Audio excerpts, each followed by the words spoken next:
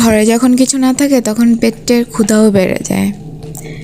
তো আমার যখন ক্ষুধা লেগে যায় আর ঘরে তরকারি শেষ, রান্না করা তরকারিও থাকে না, শুধু ভাত থাকে, আমি ঝটপট করে এইভাবে ভাত ভেজে নিই। আর এই ভাত ভাজাটা আমার অনেক পছন্দের। আজকে তেমন কিছু দিয়ে ভাতটা ভাজতে পারিনি, শুধু পেঁয়াজ, মরিচ আর ডিম ছিল।